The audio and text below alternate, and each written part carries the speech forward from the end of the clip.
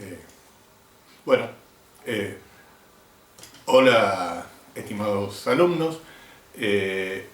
Hoy vamos a trabajar con vamos a comenzar con la parte del programa que se refiere a Descartes y a Hume.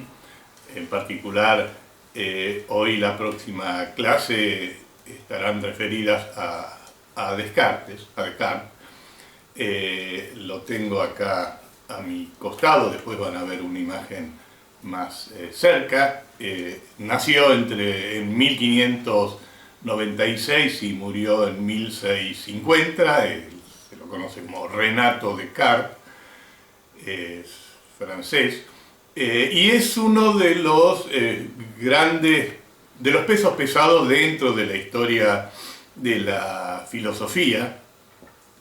Aparece de algún modo pensado míticamente, si quiere, como fundador de la modernidad, en tanto concepción del mundo que no necesita de la figura de Dios como fundamento, por lo menos no como primer fundamento en lo que respecta al conocimiento. Vamos a ver que la relación de Descartes con Dios, incluso con el Dios católico, tiene algunas complejidades que a veces se pasan por alto.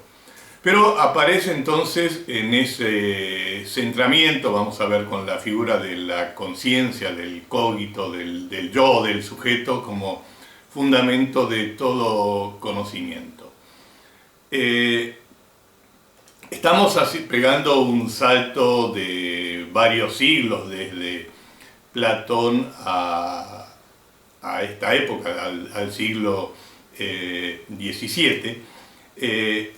Queda mucho en el medio. Obviamente hemos salteado a la gran figura que es Aristóteles, las filosofías helenísticas, la filosofía medieval son importantes, pero bueno, como ustedes entenderán, estamos haciendo un recorte, y lo estamos haciendo ese recorte en relación a lo que podríamos llamar tensiones u oposiciones entre pensamientos y pensadores. En el caso de Descartes,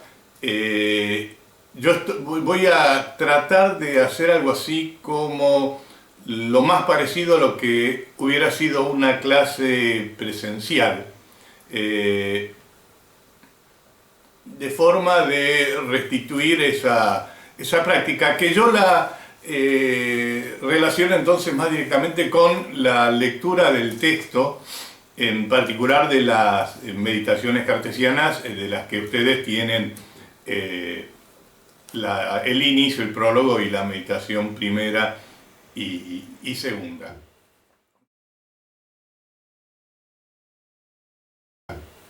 Entonces, yo voy a referirme en principio entonces a ese texto, a las meditaciones cartesianas. En realidad el texto es del año 1641 y podemos decir que tiene dos títulos. El más simple, digamos, el título de etapa es Meditaciones Metafísicas, y el título con que aparece en el interior, se los leo, es Meditaciones sobre Filosofía Primera, en las cuales se demuestran la existencia de Dios y la distinción real entre el alma y el cuerpo del hombre. Metafísica o filosofía primera significan lo mismo. La metafísica aparece como el estudio de la naturaleza, su estructura, sus componentes y principios, y los principios fundamentales de la realidad. Entonces, es una rama de la filosofía. Tradicionalmente era estrictamente la filosofía entendida como metafísica. Estudia la estructura de la realidad, que es lo que se conoce como ontología, y el sentido y finalidad de todo lo existente de esa realidad, que es lo que se conoce como teleología. En realidad, como disciplina académica se estudia en tanto ontología. Y estudia aquellos aspectos de la realidad que son inaccesibles a la investigación científica. En ese sentido es que se la llama filosofía primera, mientras que la filosofía segunda es la que estudia la naturaleza. La naturaleza, ¿qué palabra tiene en griego? Es física, ¿no? Estudiaría la naturaleza o la física, que sería la filosofía segunda, que es la ciencia. De todos modos, Descartes aparece también como fundador de la concepción científica del mundo, aunque no es alguien que se dedique a los hechos en particular, es alguien que es conocido en términos de su contribución a la matemática, y la matemática sabemos que es la herramienta básica para el conocimiento científico del mundo. Entonces, vamos de nuevo al título, que hay que hacer una aclaración más también, perdonen, ¿no? La palabra metafísica se atribuye habitualmente a Andrónico de Rodas, del siglo I antes de Cristo, en donde le dio ese nombre a un conjunto de textos de Aristóteles.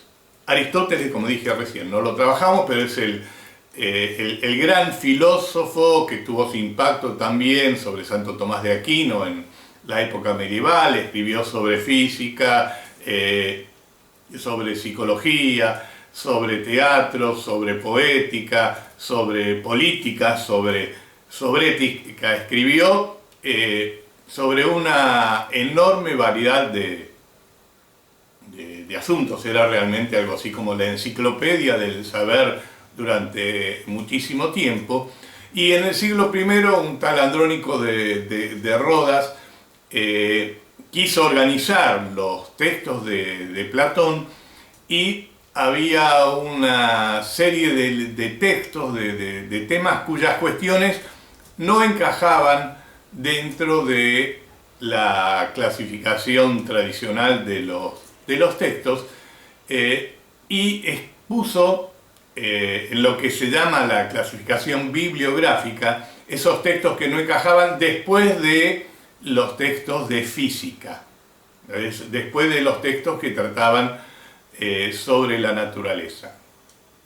La palabra después en griego es meta, ¿no? Entonces, después de sería metafísica, ¿no? Después de los textos de física, ¿no? Es una acepción también que circula para justificar también ese nombre de metafísica, que no hace referencia estrictamente a los contenidos, que es lo que verdaderamente nos interesa, sino que hace referencia a una cuestión bibliográfica. Pero ¿de qué va a tratar estas meditaciones metafísicas, estas meditaciones de filosofía primera? Dice, en las cuales se demuestran la existencia de Dios y la distinción real entre el alma y el cuerpo del hombre, ¿no? La existencia de Dios es un tema que no se puede justificar a través de los datos sensibles, de los sentidos. Y tampoco aparecería esta distinción entre el cuerpo y el alma del hombre. Esas distinciones van a estar presentes en lo que nosotros vamos a ver. Entonces, yo ahora voy a comenzar a ir leyendo el texto. Sería bueno que ustedes pudieran tenerlo, lo pudieran seguir, no sé si lo imprimieron o si tienen el libro. Tengan en cuenta que hay distintas traducciones.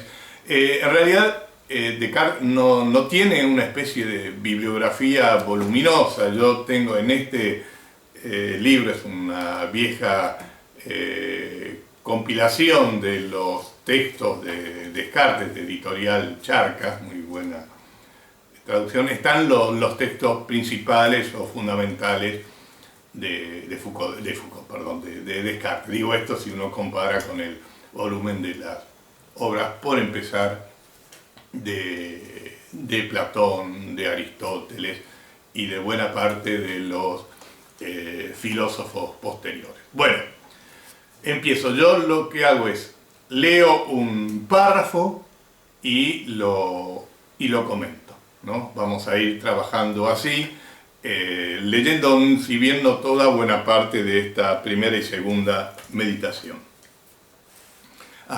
Otra aclaración más. El texto de Descartes está escrito como meditaciones. Son 6 meditaciones. ¿Qué es lo que está refiriendo Descartes con este nombre? ¿Qué es meditar? Meditar es pensar, es reflexionar. Estrictamente la palabra meditar es centrarse en un problema de índole espiritual para tratar de resolverlo. Para hacer eso, bueno, ¿qué se necesita? Bueno, hay que tener tiempo, ¿no? Hay que tener tiempo para dedicarse a esa reflexión. El tiempo dedicado es el tiempo del ocio, ¿no? El ocio o el otium, es el tiempo que incluso el mismo Descartes va a hacer referencia a que tuvo un momento donde podía dedicarse a ese tipo de reflexiones. Simplemente como un juego de palabras, ¿qué sería lo opuesto al ocio, ¿no? Probablemente algunos conozcan ese juego de palabras, pero diríamos que lo opuesto al ocio, ¿qué sería? El no ocio, obvio. Eso suena demasiado obvio como primera afirmación. Suena más atractivo en latín, en donde el no es nec y el ocio es otium, y si uno lo dice todo junto es nec otium, que suena a qué, justamente, ¿no? A negocio. La palabra negocio viene de nec otium y es la negación del ocio. Es decir, ¿el negocio qué es? El negocio no es el tener el kiosquito, la ferretería o la empresa o lo que sea, sino que el negocio es el estar volcado hacia las cosas del mundo, ¿no? Básicamente sería eso, estar centralizado en las actividades de la vida cotidiana, mientras que la condición del ocio aparece como necesaria para la reflexión o propiamente la meditación. Pero otro elemento más que hay que tener en cuenta y que es propio de estas meditaciones metafísicas es que está en plural. No es meditación, es meditaciones. Es decir, nos está señalando que hay varias. Cada una de ellas, si bien va a tener temas específicos, que lo plantea en los subtítulos de cada una de ellas, está también dando cuenta de una continuidad entre ellas. Es decir, no son temas que están aislados, sino que hay una idea de conexión entre una y otra, de forma tal que la conclusión de una meditación es el punto de partida para la siguiente, ¿no? Y esa relación aparece muy clara. Van a ver que en la segunda meditación hay una continua referencia a la primera. Bueno, hechas entonces estas aclaraciones, ahora sí vamos a comenzar con el texto. Primera meditación, de las cosas que se pueden poner en duda, ¿no? Ese es el tema, de qué se puede dudar. Eso es lo que va a aparecer como referente de esta primera meditación. Dice: hace ya algún tiempo que me he dado cuenta de que desde mis primeros años había admitido como verdaderas una cantidad de opiniones falsas y que lo que después había fundado sobre principios tan poco seguros no podía ser sino muy dudoso e incierto.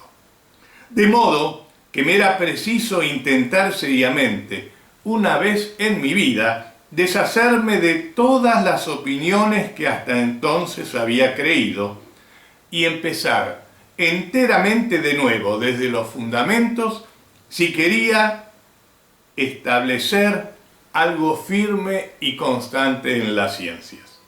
Pero pareciéndome este proyecto demasiado grande, he aguardado alcanzar una edad que fuera tan madura que no tuviera que esperar otra posterior más aplazada más apropiada para ejecutarlo, lo cual me lo ha hecho aplazar tanto que pensaría cometer una falta si empleara aún en deliberaciones el tiempo que me queda para obrar. Este primer y amplio párrafo es, es interesante porque nos está proveyendo distintas informaciones. Por un lado nos está proveyendo información biográfica de él. Nos está presentando cómo habla. Cómo habla, habla en primera persona, ¿no? Es un relato personal, diríamos, de una experiencia, de un recorrido, de una búsqueda. Nos está planteando que tiene también una edad, en este momento tiene alrededor de 45 años y que es un tema que a él lo acucia y que dice, bueno, no, ya no debo demorarme más porque si no lo planteo ahora, no lo investigo ahora, no lo voy a hacer nunca. Pero, ¿qué es lo que él busca? ¿Qué es lo que él está intentando encontrar? Algo que sea totalmente seguro. Dice seguro en la ciencia, pero en realidad es algo de lo cual estar totalmente seguro, algo que pueda plantearse como indudable. ¿Y por qué se plantea esto? A la edad que tiene, dice, pues mi cabeza está llena de mentiras. ¿Qué quiere decir cuando dice está llena de mentiras? Está llena de conocimientos que en realidad no están fundados, que los he adquirido ¿por qué? Por costumbre, porque los escuché, porque me los transmitieron en el ámbito escolar, porque me los transmitieron en el ámbito familiar, porque son verdades que la sociedad comparte como si realmente lo fueran así, pero que no resisten a la crítica cuando uno se dedica a analizarlo. Y fíjense, y lo voy a retomar dentro de un rato cuando me refiera al discurso del método, que Descartes está formado en una de las principales escuelas de la época, la escuela de la fe, donde realmente se forman los eruditos, las grandes figuras del siglo francés, es decir, está haciendo una crítica también a su formación, ¿no? Entonces, es, digamos, un conocimiento amplio que tiene él como tenemos todos. Uno puede simplemente detenerse y reflexionar cuántos conocimientos tiene que realmente los ha investigado, que los sabe, o que simplemente realmente los aprendió porque se lo exigen, porque es lo que se dice, porque es lo que circula, es lo que transmiten los medios, o porque es lo que le enseñaron en la escuela que era así, sin desarrollarlo críticamente. Descartes está tratando de encontrar entonces algo que sea totalmente seguro. Y para encontrar eso que está totalmente seguro, está dispuesto ¿a qué? A liberarse de todos los conocimientos erróneos con los que se ha formado. Fíjense que esto, así dicho, está haciendo referencia a una especie de tarea enorme. Es poner en crisis todas nuestras creencias, valores, saberes. de forma tal que si no encontramos algo que lo reemplace, bueno, estaremos como perdidos. Si quieren, en un cierto sentido, uno podría hacer una analogía con aquel que se enfrentaba a Sócrates, ¿no? y salía refutado. Sobre determinado saber que creía tener, bueno, Sócrates, por medio de sus preguntas y respuestas, podía dejarlo al otro mal parado. Pero acá incluso está planteando no el saber puntual del que defiende la valentía o lo que es la piedad o la belleza o lo que sea, sino que está yendo a los fundamentos de todo saber. Hay una idea, si se quiere, de aventura intelectual, ¿no? Es esa posibilidad de dejar todo lo conocido y ver si se puede acceder a otro territorio de certezas o no. Eso es, por lo menos, el estado en que vamos a quedar al final de esta primera meditación. Pero vayamos de nuevo entonces al relato, vayamos de nuevo al texto.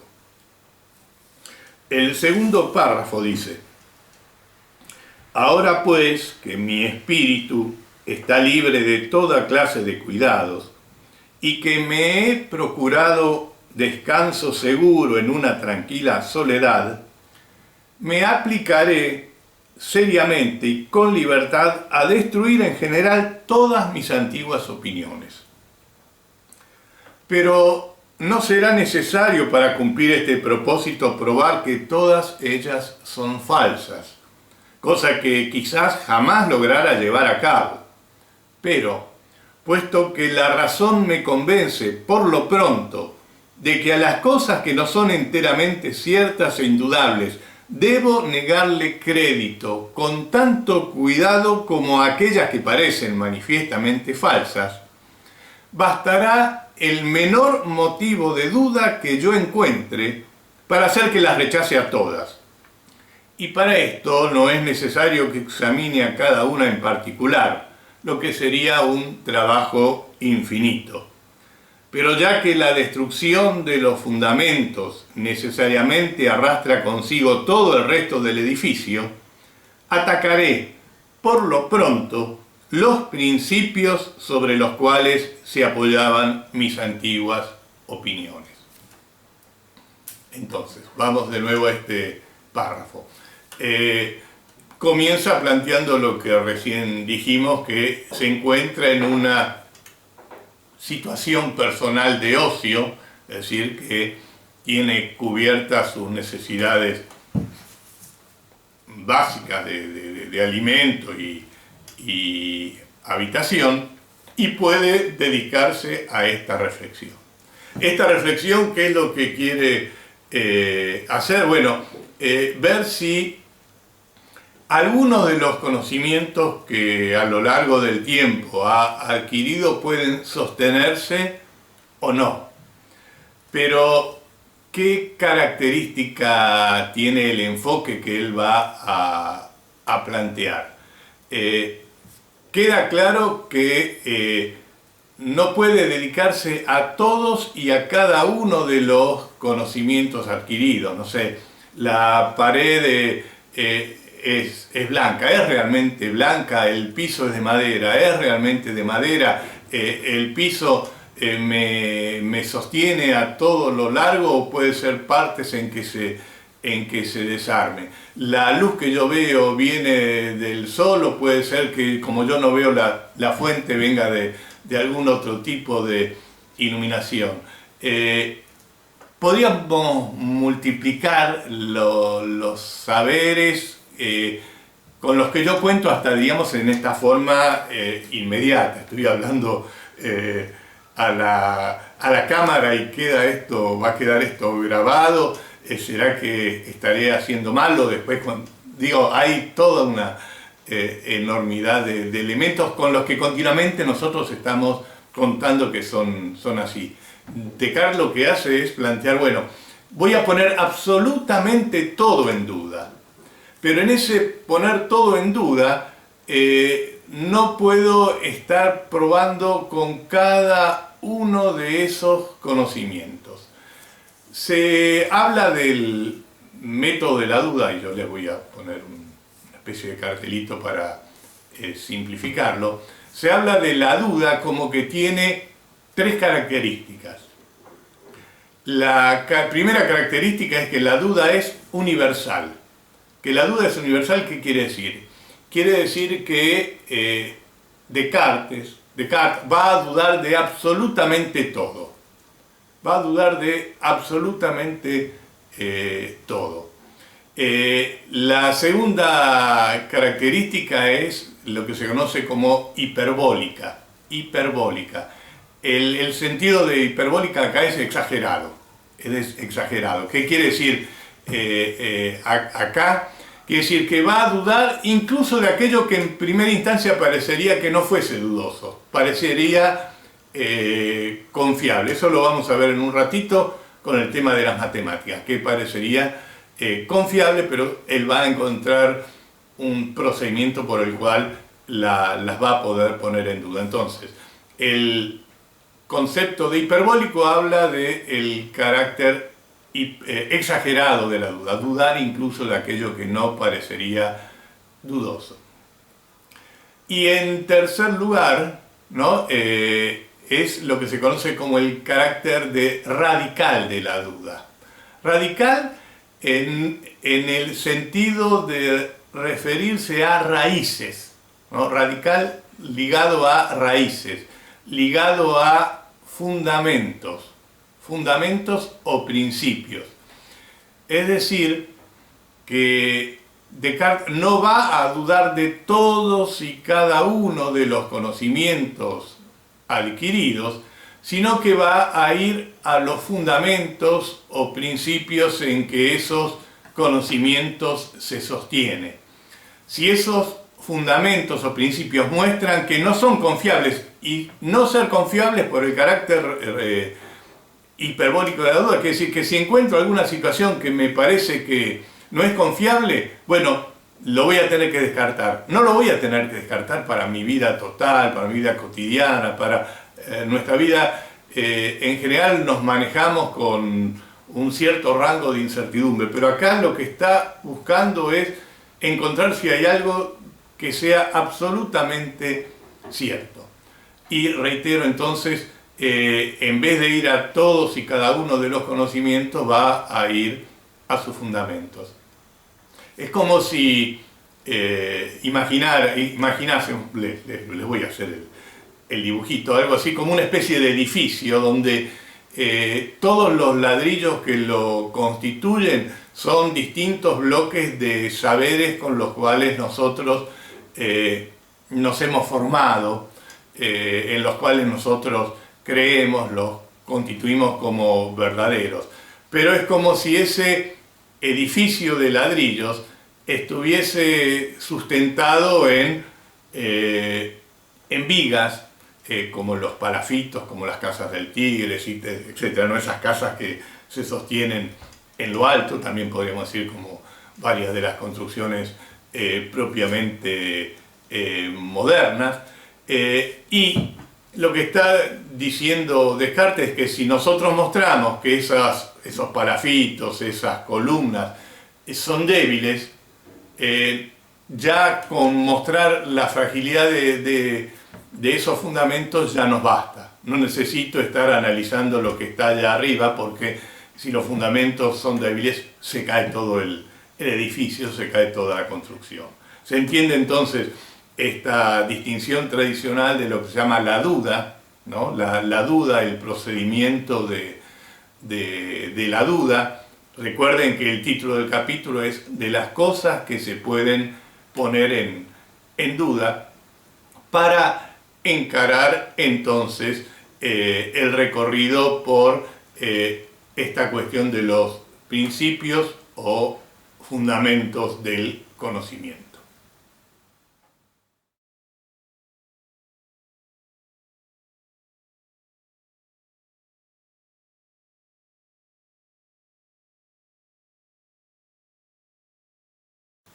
Vamos entonces a este tercer párrafo en donde se plantea la cuestión de el conocimiento que adquirimos a través de algunos de estos principios y para comprobar si podemos decir que es un conocimiento confiable, si se adquirió ese medio o no, para descartar o no todo lo que se hubiera adquirido de ese modo. El párrafo comienza así entonces. Todo lo que he admitido hasta ahora como más verdadero y seguro, lo he tomado de los sentidos o por los sentidos. Pero he experimentado a veces que estos sentidos eran engañosos y es propio de la prudencia no confiar jamás enteramente en lo que nos han engañado una vez. Acá aparece entonces el tema de los sentidos como fuente de engaño, que en tanto tal lo podamos comprobar o lo podamos asegurar, hace que descartemos los sentidos propiamente dicho como fuentes de conocimiento. Él va a hablar de las cosas más alejadas y después de las más cercanas. Acá está haciendo referencia a lo que llamaría las cosas más alejadas. En realidad, los ejemplos que se proporcionan, digamos, los más habituales son, bueno, no sé, un lápiz en un vaso con agua que al tacto esté sano, pero a la vista parezca como quebrado. La posibilidad de, en una ruta, en un día soleado, ver que hay algo así como un charco de agua en la cercanía y al acercarnos ver que no había nada, que era un espejismo. El mismo fenómeno del cine, el cine tradicional con la película, es también, digamos, posible por ese engaño de los sentidos, porque el cine sería que una acumulación de fotos fijas que a determinada velocidad el cerebro interpreta como un continuo.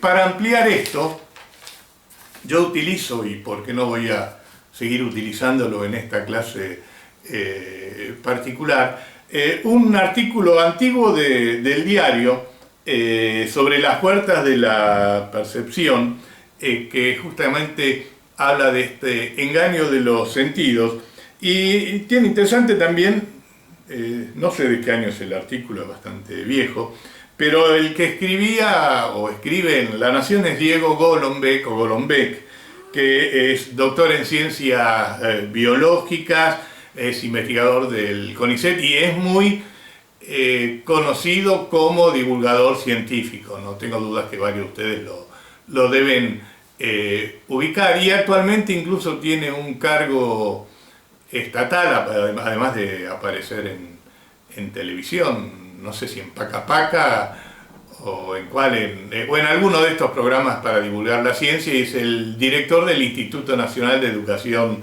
Técnica, es decir, es alguien confiable, digamos, ¿no? Les leo parte del artículo, que es lo que dice. Para peor, los sentidos son de lo más truchos y mentirosos. Suelen inventar partes del mundo que no existen, o bien eliminar otras porque se les da la gana. Pero esto es ciencia y merece una demostración. Veamos, al leer esto, ¿tienen medias puestas? ¿No? Pueden preguntárselo ustedes al escucharme. Si dijeron que sí, ¿eran conscientes de que había algo tocándoles los pies antes de que pensaran en ello por el simple hecho de que se les preguntara? ¿No? ¿Qué respondería? Confiesen, no. Una vez que uno se pone las medias o el reloj, al ratito se olvida hasta que algo se los recuerda. Minga, no se olvida de nada. Es que los receptores de la piel dejan de informar al cerebro que hay un estímulo tocándolo. O bien, si entramos a una habitación que huele feo, enseguida nos olvidamos de nuevo. Es sencillamente que los receptores olfativos dejan de responder. Este proceso por el cual los sentidos dejan de responder cuando un estímulo es prolongado se llama adaptación sensorial. Y no es más que uno de los tantos engaños a los que nos someten los ojos, la lengua, la nariz y sus cómplices. Por si fuera poco, el cerebro guarda un mapa del cuerpo que usa para saber de dónde vienen las cosas y a qué se parecen. El problema es que este mapa no es muy representativo. Probemos un experimento para demostrarlo, para el que necesitamos un amigo poco impresionable y 2 alfileres. Se trata de tocar al amigo, que debe cerrar los ojos para darle más misterio al asunto. Con la punta de los alfileres, y dijimos tocar, las puntas de los alfileres separados por unos 2 centímetros en el dorso de la mano. Seguramente nuestra víctima dirá que lo estamos tocando con 2 alfileres. Hasta acá todo bien. Pero ahora repitamos la operación en la espalda o en la base del cuello. Mágicamente, nuestro amigo dirá que solo lo estamos tocando con una punta, porque es la discriminación táctil de la espalda bastante más pobre que la de las manos, ¿no? Simplemente es un ejemplo contemporáneo que certifica esta afirmación de Descartes de que los sentidos son engañosos. Pero entendamos, no es que dice los sentidos son engañosos, no confiemos para nada. Para la vida cotidiana, cuando el termómetro marca que hay 10 grados o menos, es mejor salir abrigado y no ponerse a discutir esas cuestiones. Pero lo que Descartes le interesa es que la posibilidad de que haya situaciones en que los sentidos no nos resulten confiables hace que no podamos confiar en ello. Ese es el carácter, digamos, hasta exagerado. Un solo caso ya nos hace que descartemos esa fuente de conocimiento. Entonces, primer aspecto, digamos, de los sentidos por los cuales Descartes descarta el dato que nos proveen ellos. Pero hay un segundo elemento vinculado pero diferente, que es lo que se va a llamar la percepción de uno mismo. La percepción de uno mismo. Les leo. Pero aunque los sentidos nos engañan a veces respecto de las cosas poco sensibles y muy alejadas, existen quizá muchas otras de las que no se pueden razonablemente dudar, aunque las conozcamos por su intermedio. Por ejemplo, que estoy aquí, sentado junto al fuego, vestido con una bata, teniendo este papel en las manos y otras cosas por el estilo. ¿Y cómo podría negar que estas manos y este cuerpo son míos? A menos, quizá, que me compare con esos insensatos cuyo cerebro está de tal modo turbado y ofuscado por los negros vapores de la bilis, que aseguran constantemente que son reyes, siendo muy pobres, que están vestidos de oro y púrpura hallándose desnudos, o que se imaginan que son cántaros o que tienen un cuerpo de vidrio. Pero son locos, y yo no sería menos extravagante si me condujera según su ejemplo. A ver si se entiende. Entonces, hay ahora un segundo movimiento de duda. La duda está llevada ¿hacia dónde? Hacia la percepción de uno mismo. Es decir, ¿qué elementos tendrían ustedes para poner en duda que en este momento están, no sé, en tal lugar de sus casas, sentados de tal modo, escuchando la voz monótona del profesor Amuchastegui, o yo mismo, para poner en duda el hecho de que estoy acá en el comedor de mi casa, dando esta clase, grabando esta clase de Descartes, ¿no? ¿Qué elementos tengo para negar esto, sintiendo al mismo tiempo el peso de mi cuerpo sobre la silla o cierta molestia en la garganta por el habla continua, por ejemplo, ¿no? ¿Hay alguna posibilidad de dudar de esto, de esta evidencia del aquí y del ahora? Fíjense que en realidad Descartes va a presentar 2 posibilidades. La primera, ¿cuál es? La primera posibilidad de duda es la de la locura.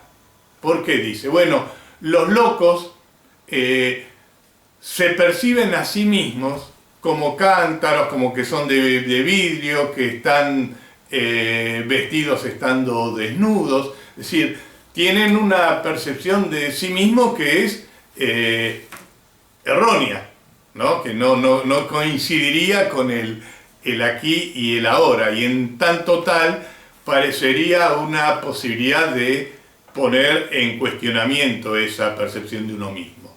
Pero esa posibilidad que Descartes la introduce, vamos a ver que a veces introduce esas dualidades, por muy interesante que sea, él no la reconoce, no la acepta, la plantea, pero la descarta. ¿Y la descarta por qué? Porque dice, no, yo no estoy loco.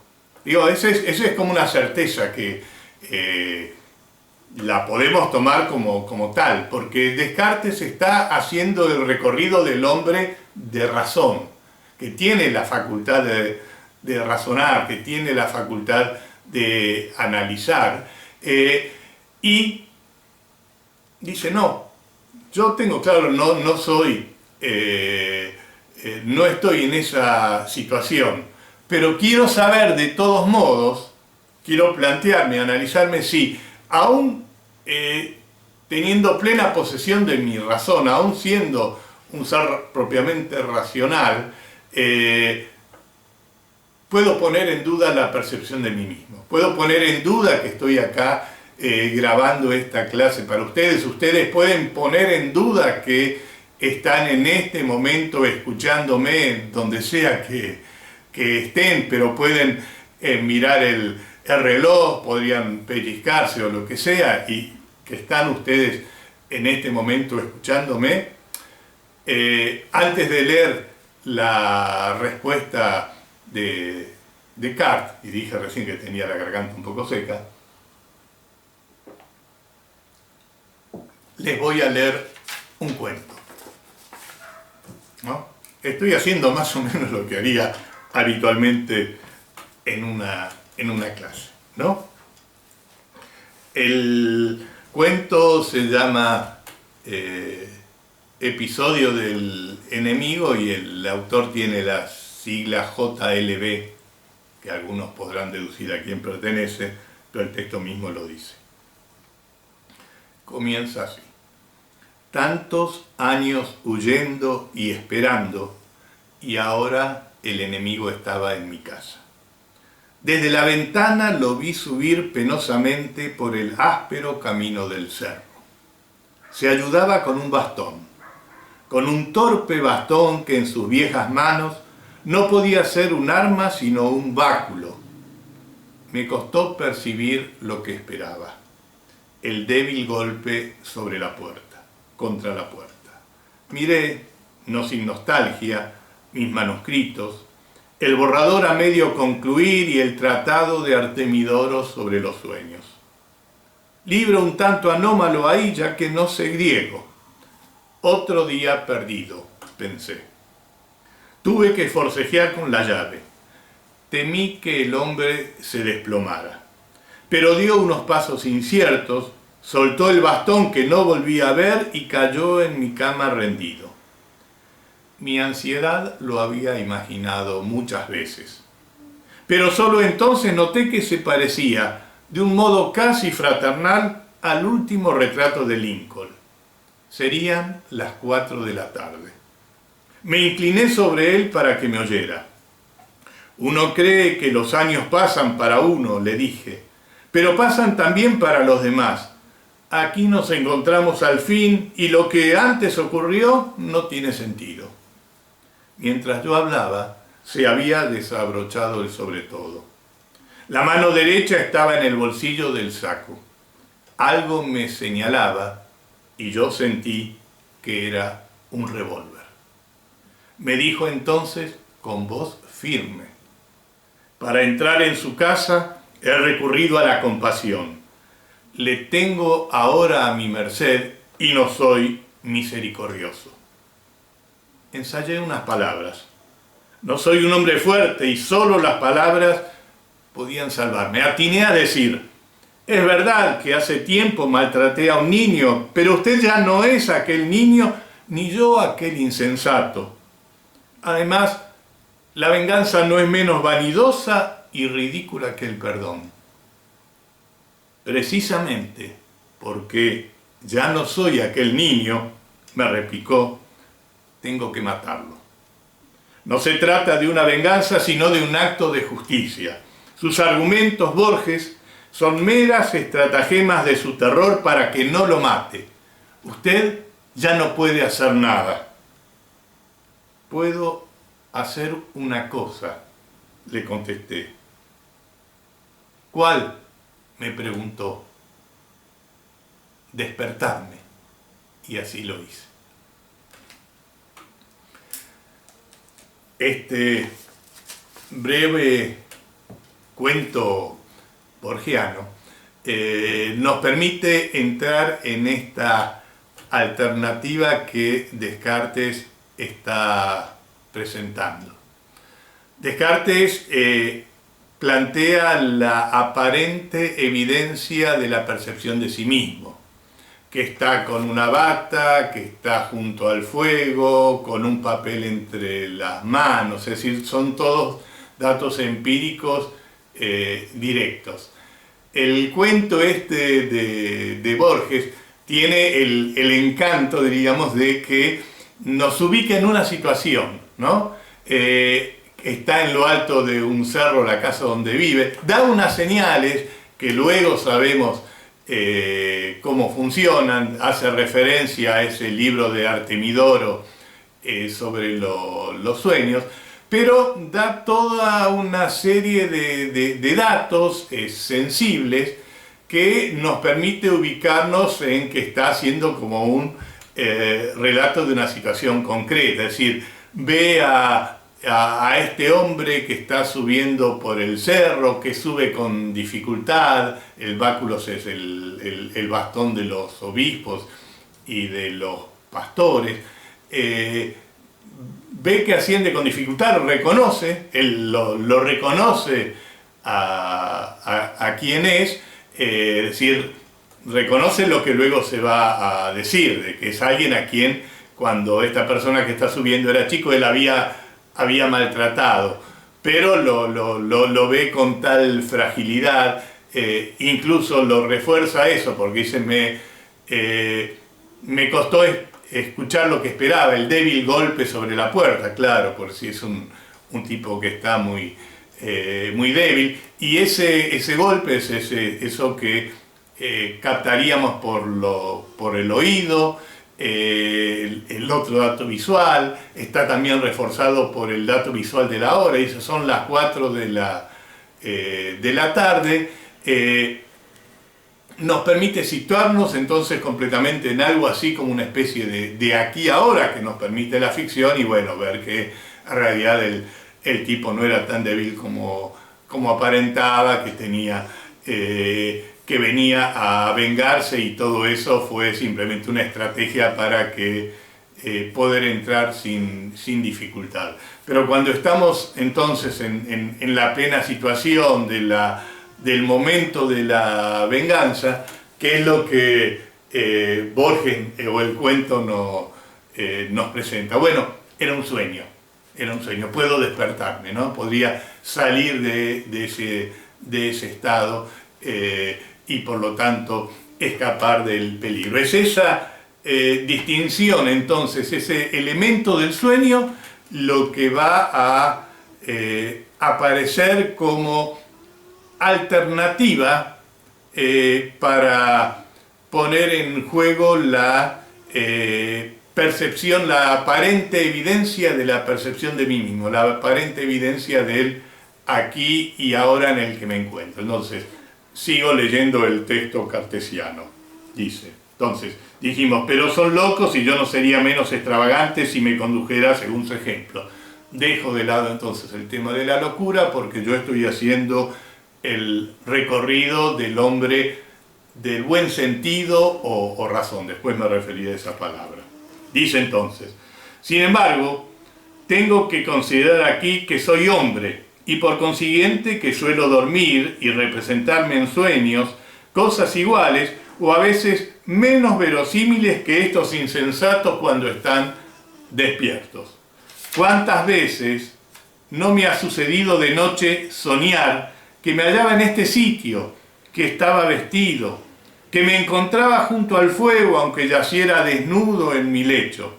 En este momento me parece que no miro este papel con ojos dormidos, que esta cabeza que muevo no está adormecida, que a sabiendas y con propósito deliberado extiendo esta mano y la siento. Lo que se presenta en el sueño no parece de ningún modo tan claro ni tan distinto como todo esto. Pero pensando en ello cuidadosamente, recuerdo haberme engañado a menudo con parecidas ilusiones mientras dormía.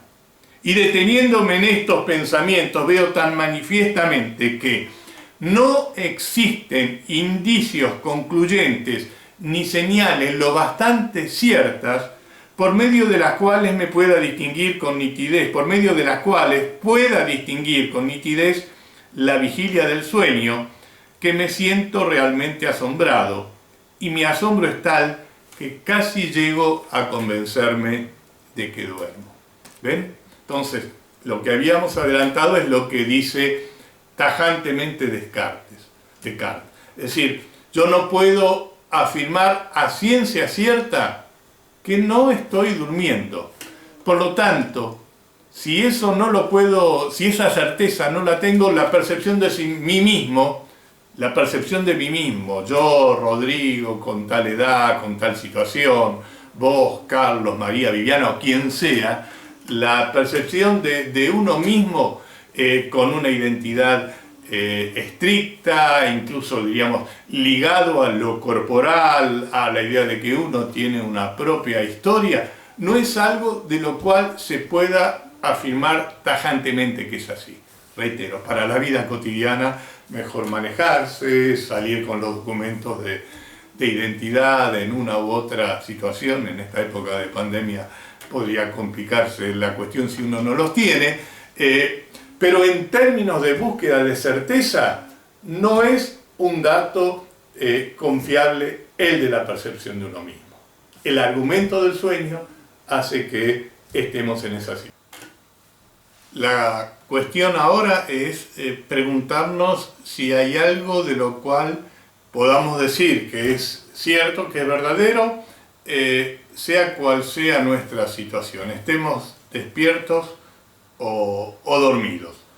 El principio del párrafo siguiente dice: supongamos pues que ahora estamos dormidos y que todas estas particularidades, a saber, que abrimos los ojos, que movemos la cabeza, que extendemos las manos y cosas parecidas, no son sino falsas ilusiones, y pensemos que quizá las manos y nuestro cuerpo no son tales como los vemos, ¿no? Descartamos esa percepción de nosotros mismos. Entonces la pregunta es: ¿hay algo de lo cual podamos estar seguros? Y Descartes plantea que sí, que hay realmente un territorio que en primera instancia podríamos decir que su verdad no depende del estado en que se encuentra el sujeto.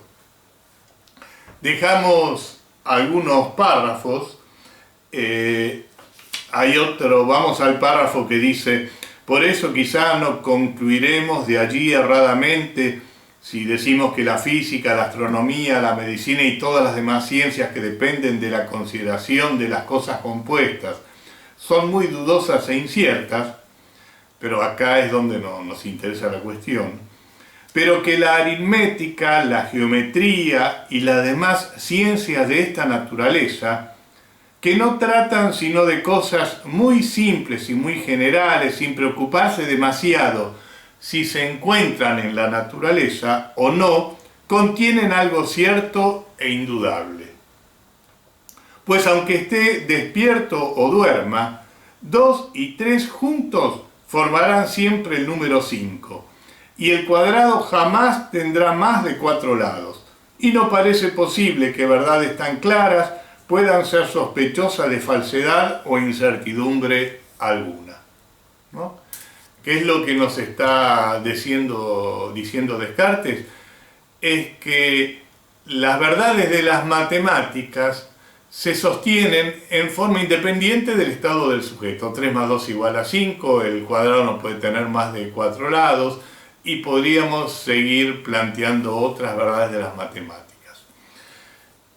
Aclaremos y recordemos acá que en realidad Descartes es un matemático.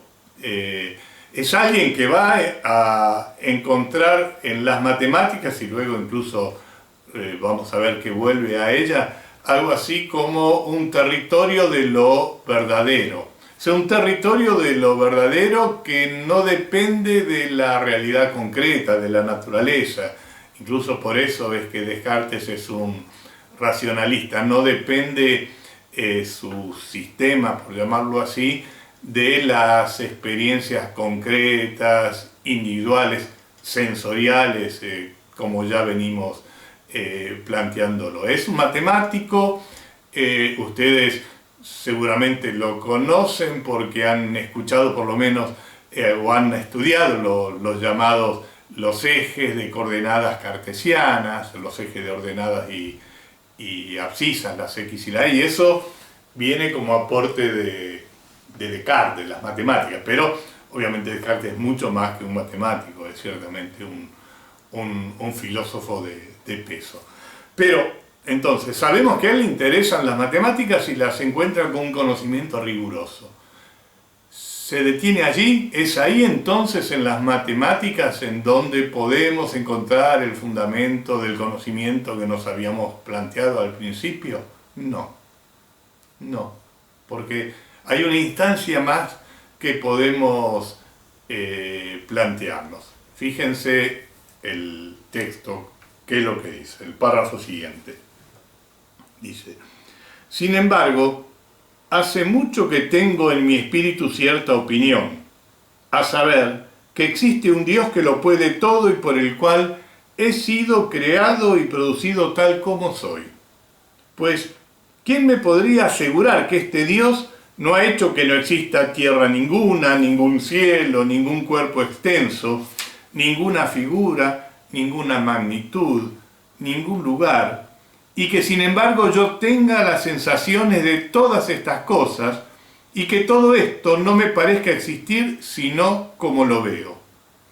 E igualmente, como a veces juzgo que los demás se equivocan incluso en las cosas que piensan saber con mayor certidumbre, puede ser que Él haya querido que yo me equivoque siempre que hago la suma de 2 y 3, o que cuento los lados de un cuadrado, o que juzgo acerca de algo aún más fácil, si es que se puede imaginar algo más fácil que esto.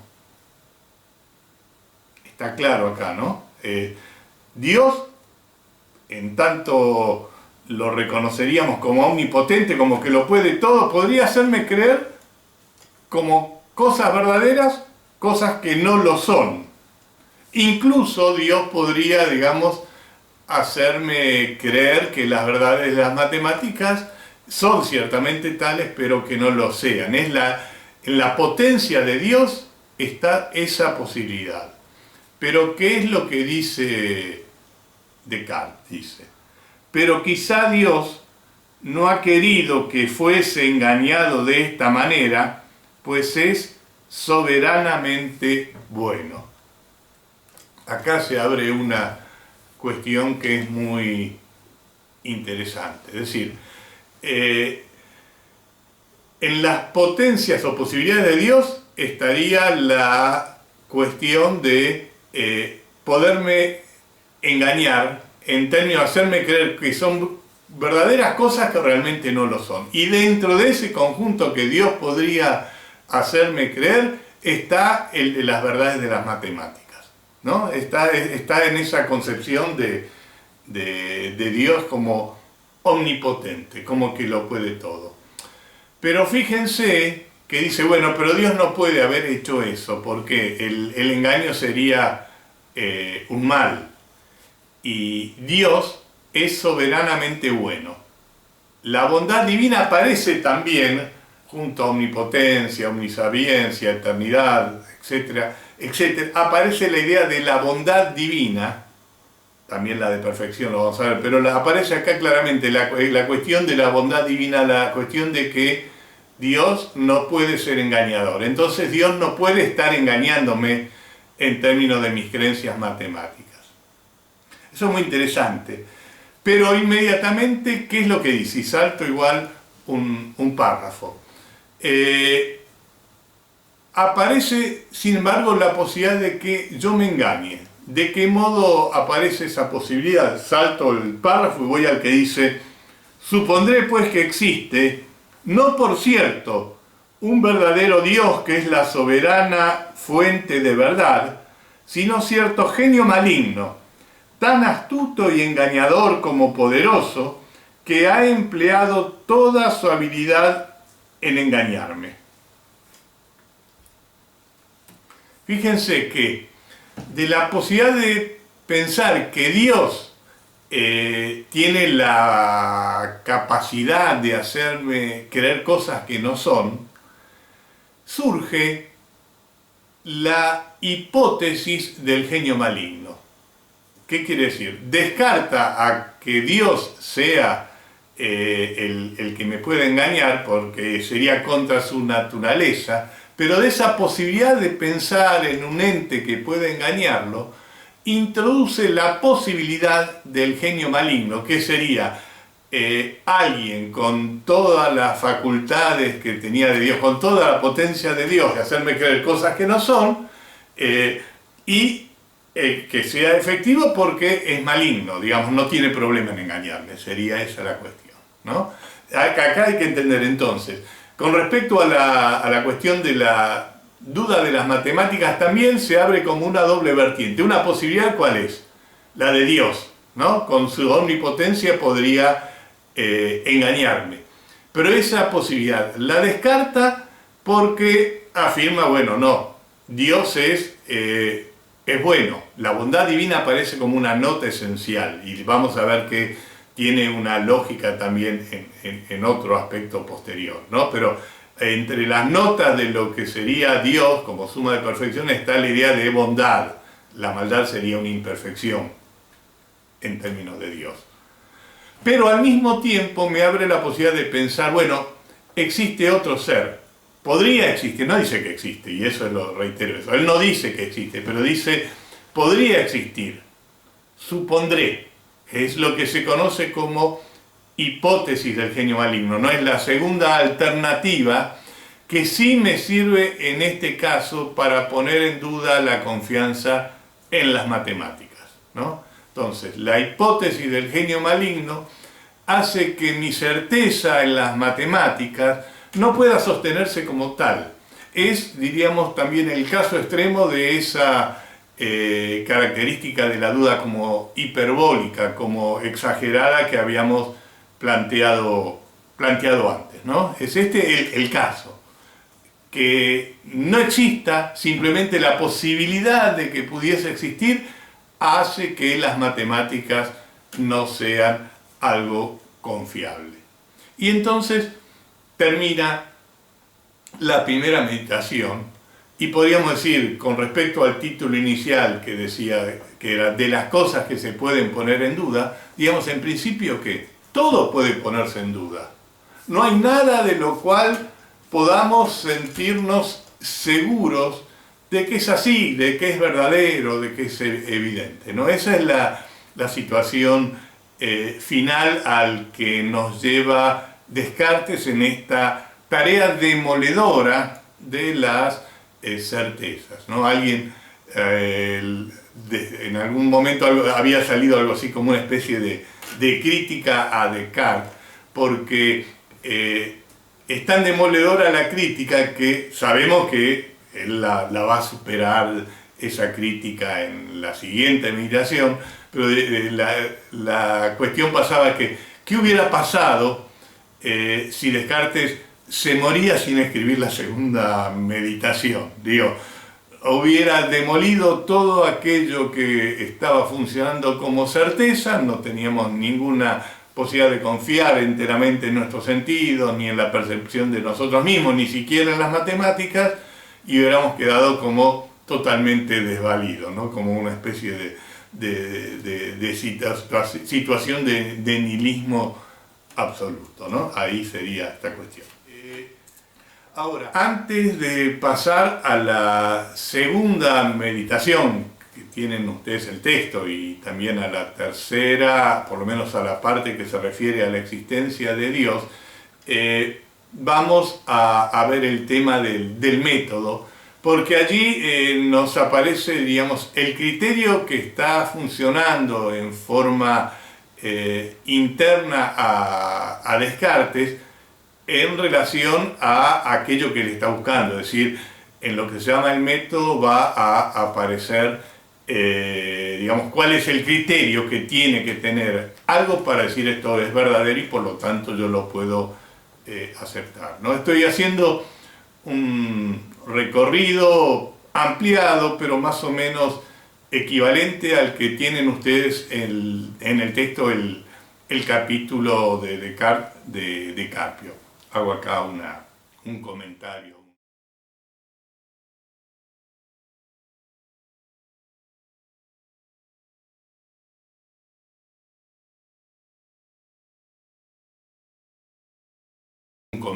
Un excursus. Ustedes tienen el capítulo de Carpio, al que también nos hemos referido, que estaba en Platón. Sirve para Descartes, lo voy a trabajar bastante, incluso más directamente en el siguiente capítulo sobre el empirismo. El texto de Carpio se llama Principios de Filosofía. Es uno de los textos más clásicos o de los manuales que ha tenido mayor difusión como introducción a la filosofía. Plantea los principales autores. El último es Heidegger, obviamente, no trabaja con autores posteriores. Y ya les digo, es un texto muy valorado y en lo personal digamos, es un texto que a mí me ha influido mucho porque yo me dediqué a la filosofía, siguiendo otras carreras, a partir de un encuentro no con el texto sino con una versión anterior, y después lo tuve en el primer año de la carrera en la Facultad de Filosofía, es decir, lo traté directamente.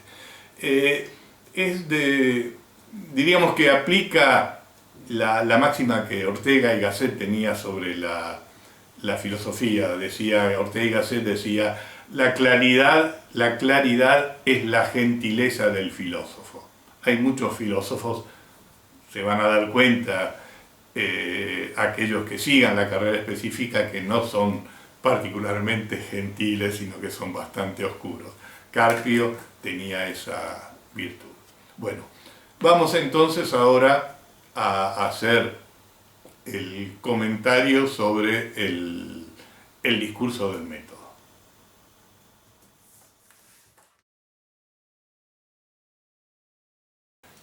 Vamos entonces a la cuestión del método en Descartes. El otro texto realmente muy conocido de Descartes es el discurso del método, que en realidad no es estrictamente un libro, sino que es un prefacio, es decir, es la primera parte de un libro dedicado a la ciencia, a la dióptrica, a la aritmética, pero que ha adquirido suficiente relevancia porque él incluso lo enuncia como discurso del método para conducir bien a la razón y buscar la verdad en la ciencia, ¿no? Es decir, trata de trabajar sobre la razón, esa facultad humana del conocimiento, para avanzar en esto que sería el conocimiento seguro, que es el que va a estar ligado a las ciencias. Como vimos nosotros al final de la primera meditación, no tenemos nada de lo cual estar totalmente seguros. Estamos yendo ahora hacia este otro texto para tratar de ver cuál es el criterio que tiene para poder decir que un conocimiento es verdadero, cuáles son las características que hay que tener. y entonces lo plantea en este texto que es el Discurso del Método, que es un texto muy interesante porque al mismo tiempo da la pauta de cuál era su formación, ¿no? Si tenemos en cuenta que en el principio de la primera meditación dice que todo lo que él había aprendido eran falsedades, esos conocimientos falsos en realidad en gran medida son los que él adquirió en su formación en la escuela La Fez, que es la que les había nombrado antes, que es una de las escuelas más características de la época.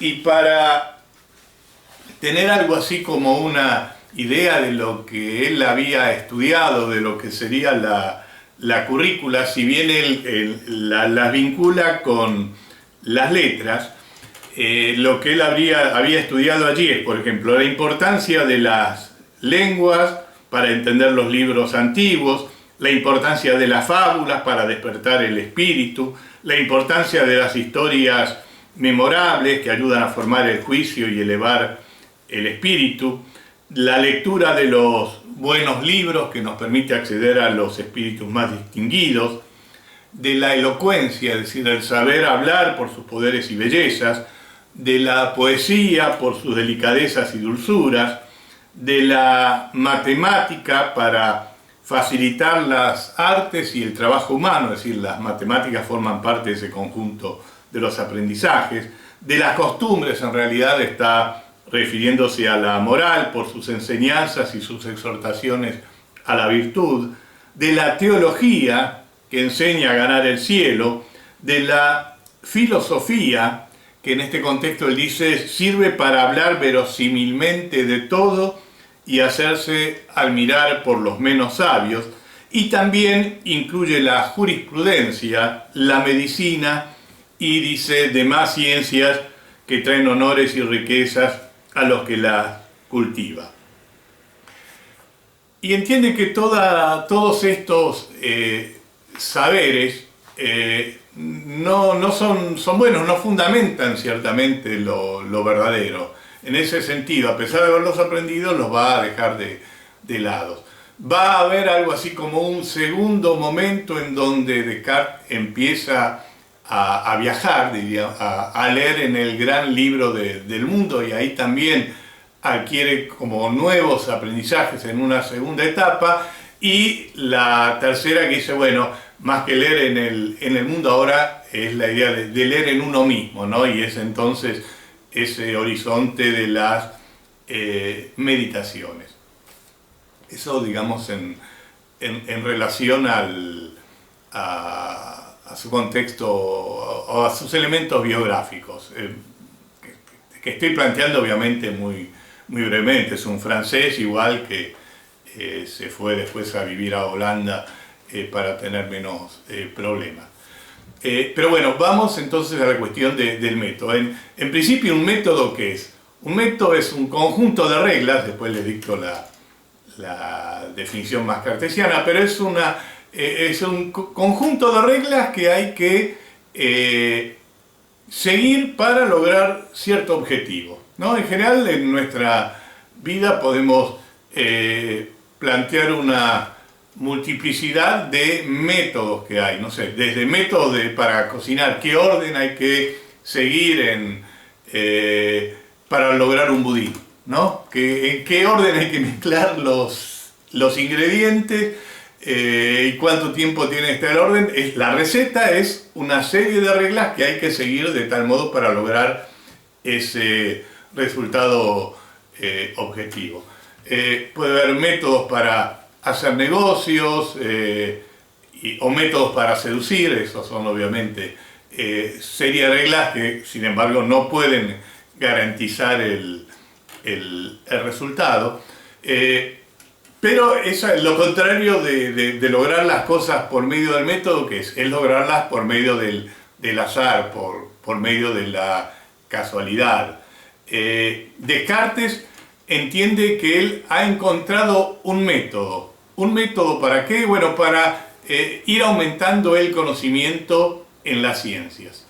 Él va a decir que no se ha considerado nunca inferior a los demás. Él plantea que todos los seres humanos tienen la facultad de la razón o buen sentido o razón es el nombre de la razón. Bon sense es el equivalente a razón en que va a utilizar Descartes. Le va a decir que nadie quiere más que el que tiene, ¿no? Pero que hemos encontrado que en realidad hay tantas opiniones diversas porque se lo usa de modos muy distintos, y él va a proponer un camino, una serie de pasos específicos para lograr ese incremento en las ciencias. La definición de método es la siguiente. Dice: entiendo por método reglas ciertas y fáciles, gracias a las cuales el que las observe exactamente no tomará nunca lo falso por verdadero y llegará, sin gastar inútilmente esfuerzo alguno de la mente, sino siempre aumentando gradualmente el saber, al conocimiento verdadero de todo aquello de que sea capaz. Es decir, el método es una serie de reglas ciertas y fáciles que permiten que se vaya aumentando gradualmente el saber. La definición esta la tienen igual en el libro de Carpio, si es que no quieren parar y hacerme repetir de nuevo lo que yo dije, pero es una definición que la tienen que tener clara, ¿no? En ese sentido, él está diciendo, este es el camino que yo emprendí, y lo presenta al juicio de los contemporáneos para que vean si siguiéndolo, digamos, ahora voy a dar las reglas, pueden ir verificando y logrando incrementar ese conocimiento. El tema del método es un tema fundamental en las distintas ciencias, seguramente eso ya lo deben haber visto. Pero apunta entonces algo así como una reforma del entendimiento, ¿no? Es decir, Descartes encuentra que hay distintos ámbitos en donde hay desorden, si quieren, ¿no? Lo va a plantear, por ejemplo, en relación con las construcciones, las ciudades que están mal hechas, se han organizado en forma anárquica. Piensen que la mayor parte de las ciudades europeas se han ido formando paulatinamente con el agregado de más casas a partir de una aldea originaria, y no en el sentido de la cuadrícula que tiene que ver en buena medida con las ciudades que se fundaron extra Europa. Va a plantear que también en las leyes hay algo así como una anarquía, una pluralidad de las mismas, y la reforma sería conveniente, pero no es posible hacerlo. Ni se puede hacer ni una revolución, ni una reconstrucción desde una revolución, digamos, para cambiar totalmente las leyes y empezar desde cero. No es un revolucionario Descartes. Tampoco se puede tirar las ciudades como para empezar desde cero y construirlas racionalmente, pero sí entiende que puede darse esta, llamémosle, reforma del entendimiento, para que se dé ese progreso paulatino en el conocimiento.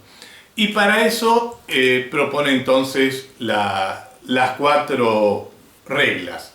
Yo las voy a leer lentamente y las explico. Están relativamente, digamos, están explicadas en forma más o menos parecida, o mejor dicho, yo explico en forma más o menos parecida como están en el texto de Carpio. Sí, las reglas se las tienen que aprender, ¿no? Las tienen que conocer perfectamente. La primera de las reglas es la regla de la evidencia. La regla de la evidencia. ¿Y qué dice? No admitir como verdadero nada más que lo que se me presente tan claro y distinto que no tenga ocasión alguna de ponerlo en duda. Es decir, evitar cuidadosamente la precipitación y la prevención. El texto, no admitir como verdadera cosa alguna como no supiese con evidencia que lo es. Es decir, evitar cuidadosamente la precipitación y la prevención y no abarcar en mis juicios nada más que lo que se me presentase, tan clara y distintamente a mi espíritu que no hubiese ninguna ocasión de ponerla en duda. Entonces, la primera regla es la que se conoce como la regla de la evidencia. El criterio para admitir algo como verdadero tiene que ser el de la evidencia, el ser algo evidente. ¿Qué quiere decir evidente? La regla tiene un aspecto negativo, que es lo que hay que evitar, y un aspecto positivo, que es lo que hay que incluir. Y hace referencia a los juicios, en mis juicios, ¿no? ¿Los juicios qué son? Los juicios son, equivalente a juicios sería afirmaciones, enunciados, proposiciones, de los cuales se puede predicar si es verdadero o es falso. Estamos en un horizonte científico, estamos ya lejos de lo que habíamos visto en lugar de la aletheia en la perspectiva griega del poeta, ¿no? Entonces, vamos de nuevo. Dice, evitar cuidadosamente la precipitación y la prevención. Ese es el aspecto negativo. Precipitarse, ¿qué es? Es apurarse, hacer afirmaciones sin tener todos los elementos presentes que la justifiquen. No hay que apurarse. Uno llega al error por la precipitación, por el apuro en hacer afirmaciones no controladas. Y la idea de prevención también estaría ligado a eso. En la idea de prevención son prejuicios. Los prejuicios, es decir, la prevención hace referencia a juicios previos con los que yo me manejo y creo que eso es verdadero, ¿no? Vamos a ver, por ejemplo, la afirmación tradicional aristotélica, el hombre es un animal racional. Vamos a ver que en realidad es un prejuicio, es una afirmación que se la ha aprendido y no se la ha criticado lo suficiente porque digamos, viene desde un autor que es una autoridad y al mismo tiempo porque es comprensible. La afirmación parece muy buena, pero en términos cartesianos no va a poder sostenerse como tal. Entonces vamos a evitar cuidadosamente la precipitación y la prevención. Ese es el aspecto negativo. Y dice, y no abarcar en mis juicios nada más que lo que se me presentase tan claro y distintamente que no haya ocasión de ponerlo en duda. Lo claro y lo distinto son los criterios estrictos para aceptar algo como evidente. Y si es evidente, es un conocimiento verdadero. Claro y distinto. Lo claro se opone a lo oscuro, lo distinto se opone a lo confuso. Claro se opone a oscuro, distinto se opone a confuso. Distinto quiere decir que se puede diferenciar, ¿no? Es el uso de la palabra distinto. Yo voy a dar acá algunos ejemplos que no son estrictamente cartesianos, pero que sirven para entender aquello que nosotros estamos hablando. Si yo digo, tengo un dolor muy fuerte en el pecho, esa percepción de mi dolor es clara, ¿no? Sé en dónde me está doliendo mucho el pecho. Pero no es hasta ahora un conocimiento distinto. ¿Por qué? Bueno, puede ocurrir que relacione con el dolor del pecho con un golpe que me di al al estar cargando muchas cosas en la escalera y tropezarme y me golpeé en el pecho. Puede tener que ver con que, no sé, estoy angustiado por la situación y esa angustia se concentra en mi pecho. Puede ocurrir que tenga un preinfarto, alguna cuestión cardíaca de relevancia. Digo, hay distintas causas y por lo tanto yo no tengo claro cuál es, ¿no? Si lo tengo claro, ahí ya voy a poder decir es claro y distinto.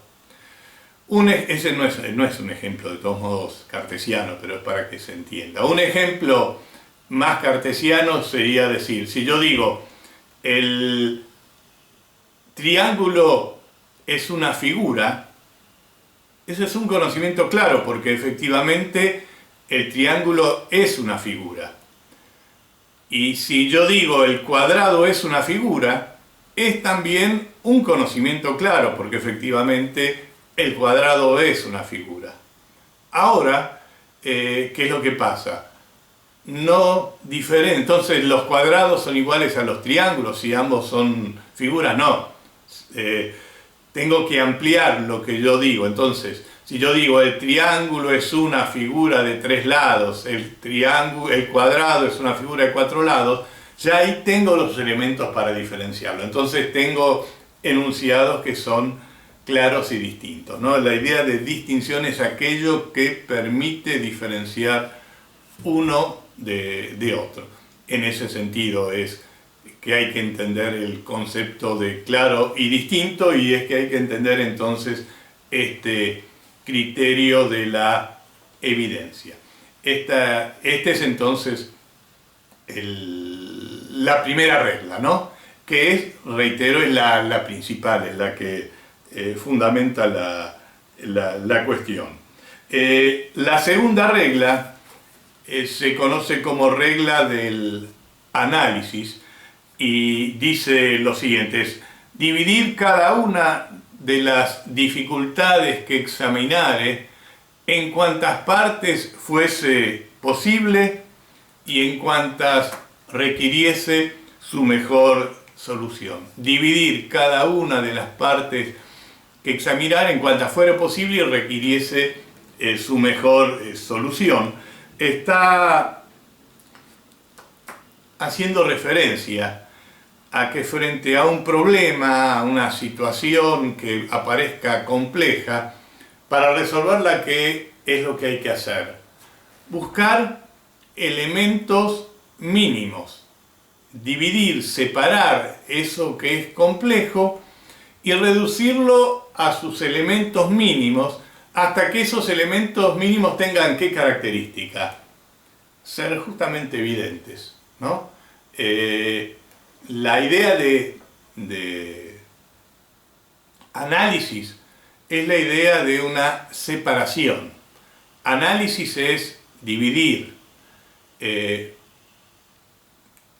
Imaginemos de nuevo la situación anterior. Tengo este dolor en el pecho, ¿no? Me inquieta mucho y bueno, tengo que ir al médico. ¿A qué médico voy a ir? Alguien puede ser cardiólogo, bueno, pero ¿y si es otro? Si el motivo es psicológico, entonces el cardiólogo no es. Pero ¿y si el motivo es por el golpe? Es decir, al primero que voy a ir es al clínico, ¿no? Que le voy a contar el problema y qué es lo habitual que el clínico haga para descartar distintos elementos. Justamente que me dé un listado muy largo de ¿qué? De análisis clínicos, ¿no? Si tuvieron ustedes la experiencia, o por lo menos sus padres sin duda la han tenido, ¿no? Toda una serie de indicaciones que dice hemograma, eritro, glucosa, urea, colesterol, hepatograma, etcétera, etcétera.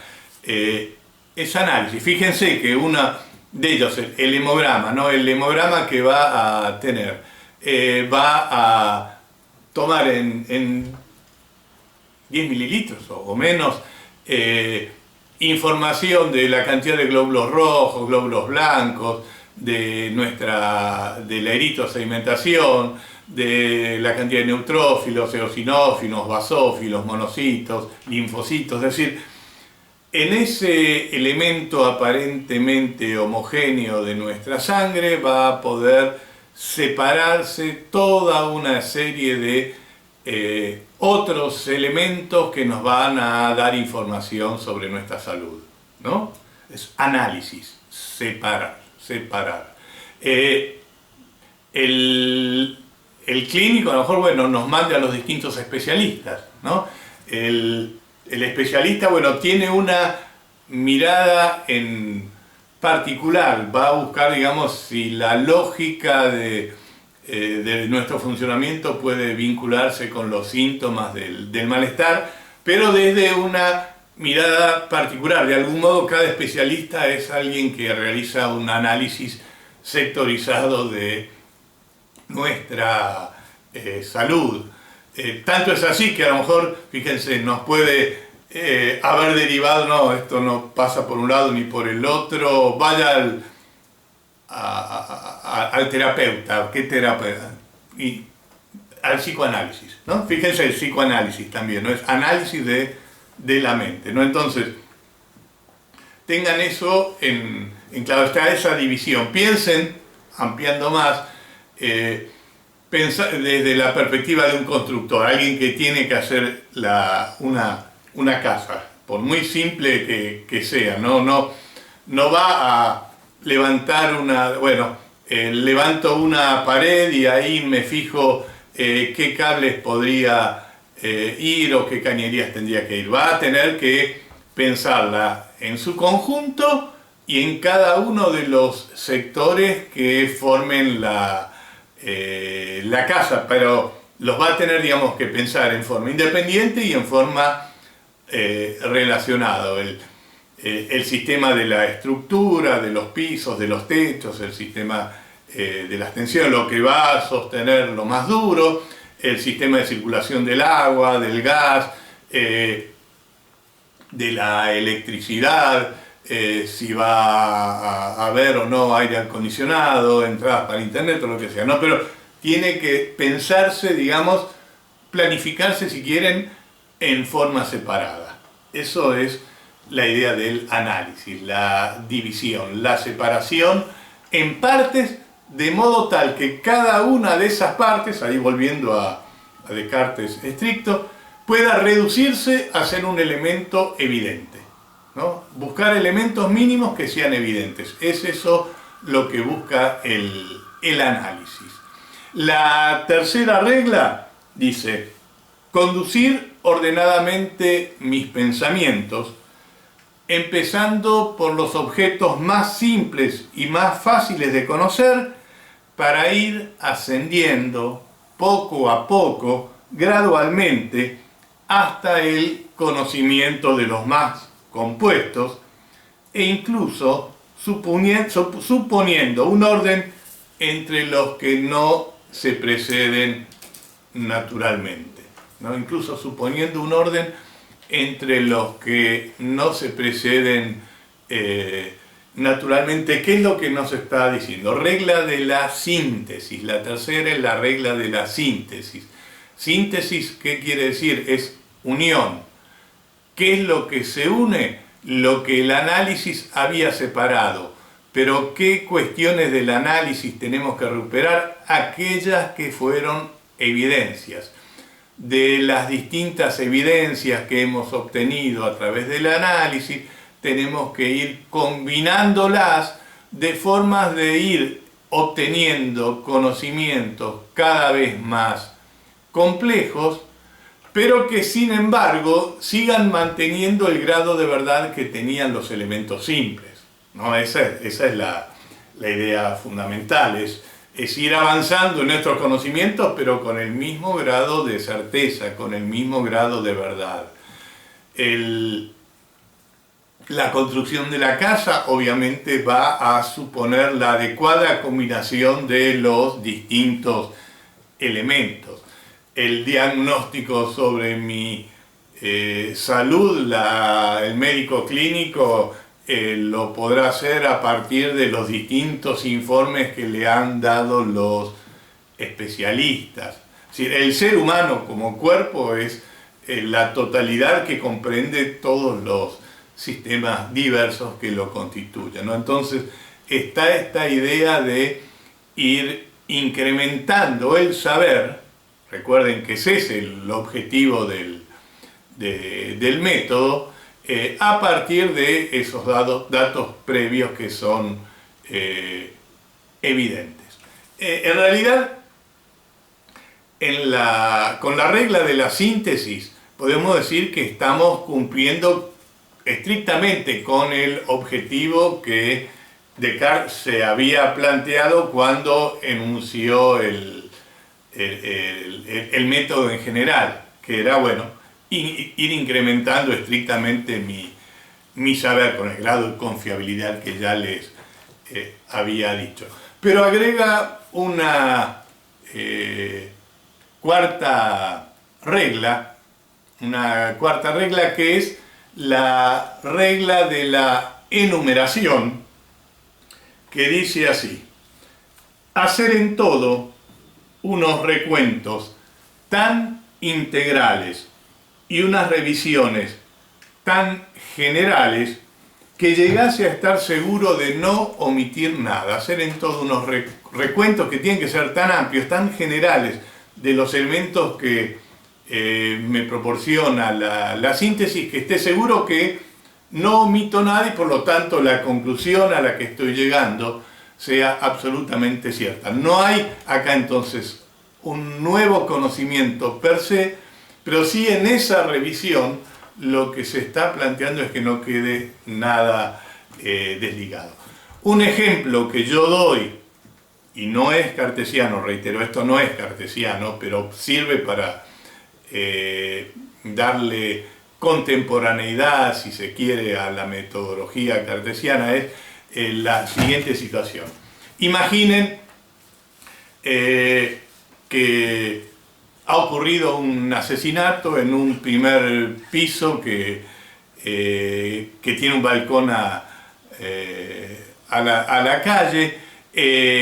Han llegado algunas denuncias, llega el detective, entra, la puerta no está forzada, según se da cuenta, hay el cuerpo, vamos a poner, de un muchacho joven en una cama boca abajo, normalmente ha sido una muchacha, pero vamos a cambiar para que haya distintas perspectivas.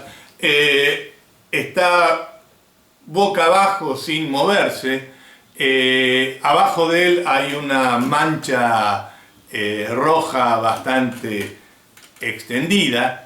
En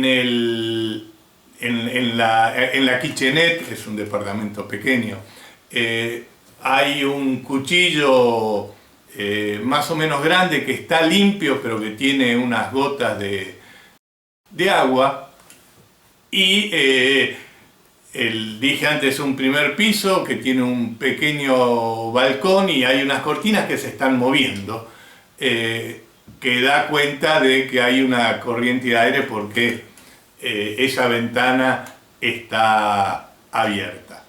El muchacho no se mueve, verifica que lo que está allí es sangre y verifica que tiene una puñalada que el tamaño coincide con el del cuchillo que está en la cocina. Todos estos datos, la situación del muchacho, la mancha que hay, la puerta que no está forzada, las cortinas y el balcón, etcétera, son, ¿qué diríamos?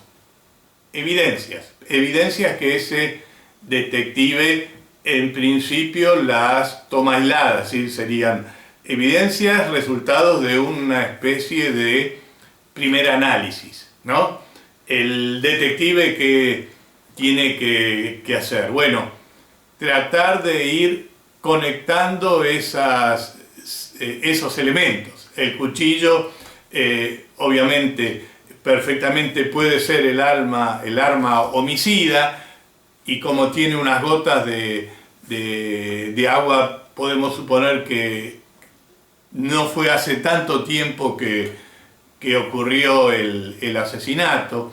Que la puerta no esté dañada permitiría suponer que el joven muerto fue el que le abrió a quien entró y luego terminó matándolo. Podemos suponer también que el hecho de que sea en un primer piso, que la puerta del balcón esté abierta, que no haya datos de que haya alguien visto a nadie salir en las últimas horas por la puerta principal, estoy inventando, ¿no? Que no salió por ahí, y que probablemente entonces lo que hizo fue salir por el balcón, con lo cual por la altura, etcétera, es alguien que tiene cierta agilidad. Entonces hay datos de agilidad y de edad que pueden también ir contribuyendo a acotar el universo de aquellos posibles responsables, en este caso buscado entre el conjunto de los conocidos, ¿no? Entonces, suponemos que el detective junta todos esos datos, algún otro dato hay, y encuentra que fulanito es el muy posible acusado, sus coartadas no sean suficientemente claras, y lo detienen a fulanito. Es decir, toda esa conexión de los datos aislados, estaría funcionando en el nivel de ¿qué? De la síntesis, es decir, dándole inteligibilidad a ese conjunto de evidencias primeras a las que el análisis nos había llamado. En el ámbito detectivesco, la idea de evidencia también justamente recibe ese nombre a esos datos significativos. Pero con esto, con detener a fulanito como tal, o fulanita, tampoco voy a restringir por ese lado al responsable o a la responsable, no basta con esa detención, por más que todas las pruebas vayan en esa dirección. ¿Qué es lo que faltaría?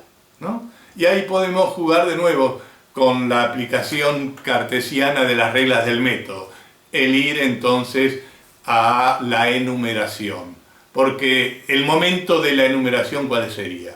Y en este caso de este modelo policial sería el juicio. Está fulanito llevado a juicio, y hay que comprobar que todos los elementos que en principio el detective había encontrado que lo llevaban como responsable realmente pueden sostenerse en forma plena, ver qué es lo que dicen los peritos, los testigos, etc., ¿no? Entonces, el juicio sería como un equivalente a la enumeración. Reitero, este no es un ejemplo cartesiano, pero podemos ver cómo coinciden bastante bien los elementos que el método cartesiano nos propone. En realidad, Descartes está pensando más en términos matemáticos, en términos de teoremas que tienen sus axiomas, sus deducciones que se van articulando y finalmente llegan a conclusiones, a demostraciones, y al hecho de que tienen que darse revisiones como tan completas como para que todo el teorema en su conjunto se constituya como una especie de gran evidencia, ¿no? Pero, es decir, si bien lo está pensando desde las matemáticas, desde los elementos simples que van combinándose hacia saberes más complejos, el resultado siempre tiene que tener la característica de la evidencia para ser admitido como verdadero.